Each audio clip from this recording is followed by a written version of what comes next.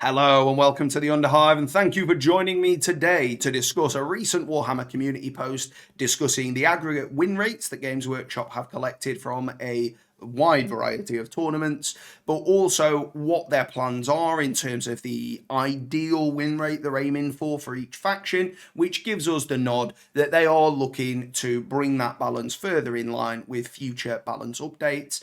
And as it goes, I think we've got to give credit where it's due. The game is in a very good position. I'm really enjoying playing 40k at the moment. I know not everybody feels that way about it, particularly if your favoured faction are one of the ones at the bottom end of this table. However, it's good news that Games Workshop are wanting to correct that and that they are communicating in this way. I think not only the intention to make it more balanced, but the communication that this is coming, we are trying with it, and that they understand that the rules they release aren't perfect at outset in most cases, but that they do want to bring them further in line, gives us, or at least myself, great confidence that the game will continue to be more and more balanced as we go along.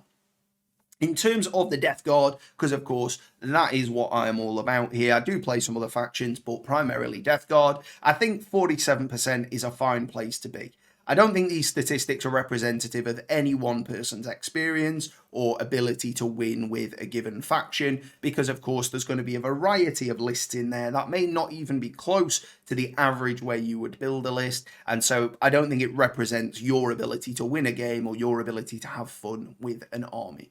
And I think hovering in and around that 50% win rate is perfectly fine. The fact that the other armies aren't all hovering around that same position is a downside, but at the end of the day, you've got to give them the credit. It's hard to write the rules for all of these factions, and ultimately there are going to be some rules that on paper seem fine, but when they're cranked up to 11, maximum amount of that unit really lean into those rules, it becomes super potent. And I think that the Chaos Terminator brick, 10 man, particularly the likes of the Emperor Children with all fists ignoring the penalties, along with the Black Rune of Damnation, along with the, I forgot what the litany is called, but it gives them, can only be hit on 4s or better and can't re-roll, along with, 5 up feel no pain from the likes of Emperor's Children, or along with Mark of Tzeentch from any of the other factions, and perhaps some other supportive buff, and being able to revive them with Pact of Flesh is a hell of a lot of layered buffs right there that make one unit just a terror in the night. And I'm not sure that was the intended way that they expected most Chaos Space Marine players to run their list, with that 10-man brick, with the Apostle, with the Master of Possession, and whatever else you want to throw in besides. So ultimately, I think on paper, the job at hand for them isn't quite as obvious as it might seem to us once we start playing the game, come up against that, particularly with a player that either is very good at finding those intersections where rules line up and make a unit highly potent, or for those people that, they check out a net list and they go, yeah, I'm going to run that list, I'm going to learn that list, get used to it, and then hopefully be able to play it as well as this top performing player. And I don't think there's anything wrong with doing either of those things as it goes, but I don't think it's wrong to call you a tryhard if that is what you're doing. So, it goes both ways. So as far as Deathguard, though, going back to that, I think if they were to tweak the top tier factions, these factions at the top here, when we see it, primarily these are the most mobile factions, or the factions that have better than average secondaries. So Nids, Quins, Inari, all quite mobile. Nids, of course, very high output for damage. Sororitas, great secondaries and reasonable output damage. Necrons, great secondaries, reasonable output damage. Demons have rules that nobody else has at the moment, and any list that's built to deal with the rest of the field isn't necessarily built to deal with demons, so no surprises there. Adeptus Custodes, hella durable and some good movement. Knights are both, heavily skewed. Again, if your list is designed to deal with a typical list, not necessarily going to be great into Knights. And then Dracaria, Suriani, back to the mobility. and then down to the 50% CSM and Tau. As we've said, CSM, they do have the mobility in some units, not necessarily across the army, but they have got access to that supremely durable Terminator brick, which no army likes to deal with. I don't think there's really any one good answer to that, because it's defended against attacking and against mortals. So, well, if it's Emperor's Children, it's defended against mortals as well. So really, there isn't a good way to deal with that. And then rounding out the 50%ers, Tau Empire, a little bit lower than I'd have expected. But again, I think Tau fall into the same category as the way Games Workshop have described Marines, in that a lot of players like to play that army as their first army, and ultimately that is going to drag the win rate down if we're including less experienced players, but also some very highly experienced players, great at list building, great at playing the game. But again, I think part of the reason Tau Empire are at 50%, even with that considered, is because they have that mobility, they have that point scoring, as well as that damage output. But as I say, I think overall, if we go down as far as Astra Militarum, obviously they're going to be getting a codex fairly soon, so I don't think their 45% is anything to worry about. The likes of Dark Angel, Space Wolves, Grey Knights, I don't really think are a problem where they are. Depending what they do with the Adeptus Astartes, I think they need to be careful that they don't do something that buffs Blood Angels too far, but I think it's inevitable that that will be the case. But either way, those little tweaks here and there, I think will help the Deathguard win rate to an extent. But even so, even if it still hovers around this 47% win rate, I don't think that is a terrible place to be by any stretch.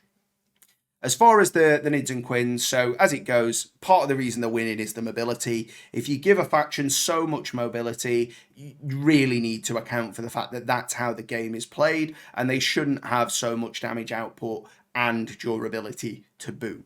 Now, of course, Quins are not the most durable of factions by any stretch, but they're rules that counter armies that are damage output armies, so not being able to be hit on worse than a 4, so 3s and 2s, doesn't matter what your ballistic skill is, you're hitting us on 4s, and -1 to hit in a lot of cases, not being able to reroll. Rerolls are one of the only things Marines can really have in terms of, chapter masters or just captains and lieutenants. There aren't a ton of additional ways to force multiply Marines.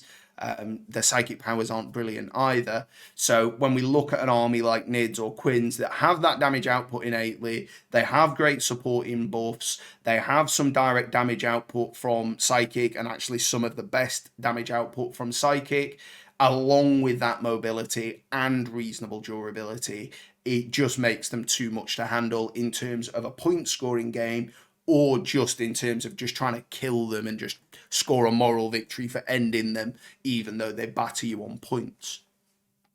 The other side to that for me as well is they have good secondaries. So again, the game is balanced not only around the power level and potency of units, but also the quality of secondaries available to them. Armies like Sororitas, Necrons have access to some great secondaries, so no surprise they're above 50% on the win rate. Nids and Quins not necessarily in that same position with obvious secondaries to take, but they can play the core secondaries very well due to the flexibility of the units that they have, and I feel that that hasn't fully been accounted for when designing the power level of those units. And a further point to that is that they have been strong for a while now. So for the tryhards, and again, not judging you, but I think it's fair to call you a tryhard if you're playing an army purely because it's got a high win rate, they have had time to build up their collections, so those tryhards can now go to tournaments and stomp, because the power level has been up there for a significant amount of time. If you were inclined to go for a more powerful army, and there's nothing wrong with that, you have had the opportunity to not only get your army ready, but get the reps in, get good at it, and then go and stomp with what are arguably unfair levels of power. As far as Marines, GW's point here is that there are a lot of players that are newer to the game that start out with the Marines, and the rules are well known as a result. You will have either played a lot of games against Marines, or you will have just played them yourself to begin with and know the majority of the rules in and out. But my argument for that is that GW designed the rules, and ultimately they are to blame for people being able to fully understand them and not fully understand other armies. Yes, the quantity of games you play against the given faction is going to help you understand it more or less, depending on those numbers, and I don't think they can be to blame for that. But the potency of the rules is below the average. If we look at the sorts of things Drakari can do, or the sorts of things that Sisters can do, it's just not on a par with Marines. Marines have that combat doctrine, but an extra AP is neither here nor there against some of these factions. Going from 0 to 1 doesn't matter because we might be up against Armour of Contempt. Going from 1 to 2 might not really matter if we're into an army that just has an invul and doesn't actually rely on an armour save. The fact that Marines are reliant on some invulns here and there, particularly for characters, means that releasing rules that go, oh, we ignore Lookout Sir, we ignore invulns, we ignore this, that, and the other, puts Marines in that tough spot where they go, well, they were all the rules we had. So if you're now writing rules that stop us playing the game, what exactly are we supposed to do? And I really do feel for the players out there that are, a fan of Ultramarines, Raven Guard, Imperial Fist, because on paper they could be a reasonable faction to play, but the issue is that their chapter tactics don't go anywhere to combat this denial of rules that is so prevalent in the top tier factions.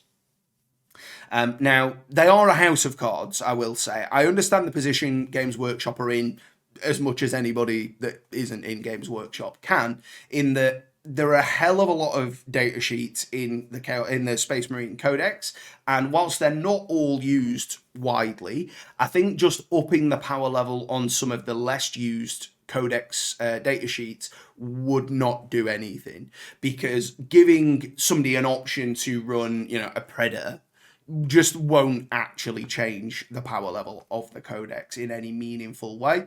But they also have to be careful that if they buff one of the units that is taken quite a lot for just a typical codex compliant Marine chapter, but is also in Blood Angels, they run the risk of just skyrocketing the power of Blood Angels without actually giving the codex compliant Marines a chance to make use of it in a meaningful way. So I think they need to take the chapter tactics and the doctrines back to step one, really, and just revitalize those chapters, because without that high potency option like the likes of Blood Angels have, not only do they have access to more jump pack units that are fantastic in the form of Secondaries, but they have secondaries that promote the use of those units, so you're definitely going to see them. And on top of that, of course, when they're on the charge they're getting, the extra +1 to wound, and they've got a great profile to deal with the variety of enemy models with that power sword at flat damage too. Very, very potent on the charge. So again, whilst Vanguard are only in Blood Angels, I don't think that improving, let's say, Vanguard Vets would do anything other than make Blood Angels better.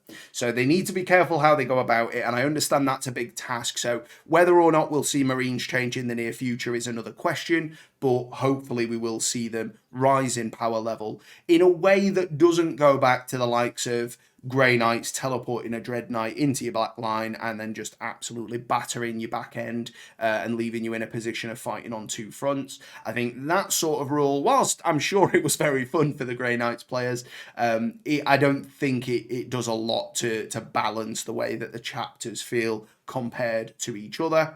And I think really, on one hand, I don't think it's important to have the same rules available to all of them. I think they should be distinct. But I think the way that playtesting has gone now, maybe as a result of the leaks, maybe not, whether that was playtesters or distributors, it would be unclear.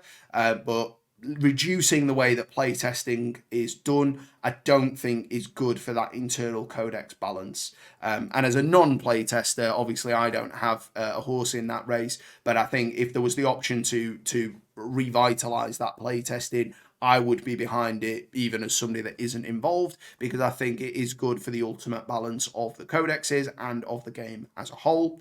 And I think that's something that Marines sorely need, to be able to have some rules that are not too potent that they break something, but are potent enough that they can bring them further towards that 50% win rate.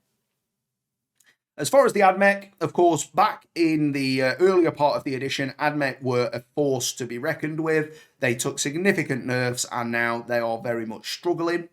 I think really we could just roll back core and just give the the breachers and destroyers core again. I appreciate there's rules for giving Castellan's core with a data smith, so they probably wouldn't want to give the likes of Castellan's core, but just a little bit on the imperatives and the canticles, just making them a little bit more potent, I think would go some way just to even it out the way AdMech work. But again, they've got poor secondaries, and they've got those specialized units that are fairly easy to play around individually. If you go, okay, so you're all shooting AdMech, we just need to play the obscuring. If you're obscuring, that is. If you're primarily a melee AdMech, again, fine, you play that the way any other melee army works. And if it's a mix, again, you would know what each unit is going to do, and they don't really have any other dimension. You look at Sikaar and Ruststalkers, very, very strong unit, very potent in melee, but doesn't really have any defensive profile against range, and so shooting them off the board is the order of the day when you come up against those. So for me, I don't think they need any more convoluted rules. I've started learning a bit of AdMech recently, and whilst once you understand it, it's not the hardest thing in the world to deal with. They can be quite convoluted, particularly on face value when you've never had a go at the army yourself. And I don't think they need to be any more complicated than they already are. So I think something straightforward, like just pushing core out across more units, give more units access to rerolls from the Dominus or whatever it might be, would be plenty enough to bring them up a little bit. And then, of course, maybe a few point rollbacks could be the order of the day as well, just to make sure that some of the units that are perhaps less frequently taken can be a bit more appealing against what is otherwise a heavily competitive field for the AdMech to be up against right now. So that's it for me. I have rambled a little bit, but not as much as I did in my first 5 takes of this video. So hopefully you enjoyed that. If you've got anything further to add, please do get involved in the comments. It really does mean a lot to me, and I will take the time to read them and get back to you. So please do feel free to do that, and thank you very much if you do.